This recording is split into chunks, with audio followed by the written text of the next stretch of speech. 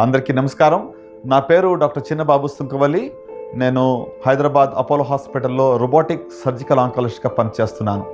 ఈరోజు మనము GI cancers అంటే పెద్ద పేగు, చిన్న పేగు, తర్వాత కడుపు, వీటికి సంబంధించిన క్యాన్సర్ యొక్క లక్షణాలు ఏంటి దాని గురించి తెలుసుకుందాం.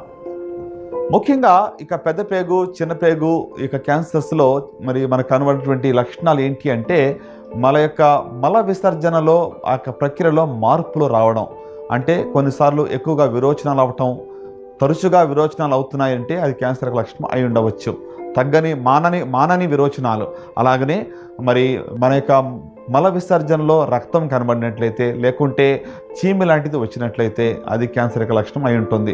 ఒకవేళ ఎక్కువగా కాన్స్టిపేషన్ ఉన్నా, ఎక్కువగా డయేరియా ఉన్నా కూడా మనం నెగ్లెక్ట్ చేయడానికి వీల్లేదు. అలాగనే మరి ఫుడ్ పైప్ క్యాన్సర్కి సంబంధించి, స్టమక్ క్యాన్సర్ సంబంధించి కూడా కొన్ని లక్షణాలు ఈ విధంగా ఉంటాయి.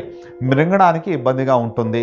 మనం ఎంత నీళ్లు తాగకుండా గుటక లోపలికి వెళ్ళటం లేదు అంటే ఫుడ్ పైప్లో ప్రాబ్లం ఉన్నట్లు. అలాగనే మరి స్టమక్ క్యాన్సర్స్లో కూడా ఆకలి లేకపోవటము, తినాలని అనిపించకపోవటము, ఓవరాల్గా వామిటింగ్ సెన్సేషన్ రావడము, ఇవన్నీ కూడా మరి అప్పర్ జిఐ క్యాన్సర్ యొక్క లక్షణాలుగా కనబడుతూ ఉంటాయి. సో ఓవరాల్గా మరి పెద్ద పేగు, చిన్న పేగు కానీ స్టమక్ క్యాన్సర్ యొక్క లక్షణాలు మనం చూసినట్లయితే ఎలాంటి మార్పులు కొత్తగా మనలో కనబడినా, మనం తినే విధానంలో కానీ, లేకుంటే మన యొక్క మల విసర్జన ప్రక్రియలో మార్పులు తరచుగా కనబడుతూ ఉన్నాయి, 2-3 వారాలు కూడా తగ్గటం లేదు అనుకుంటే మీరు వెంటనే వైద్యుని సంప్రదించాలి.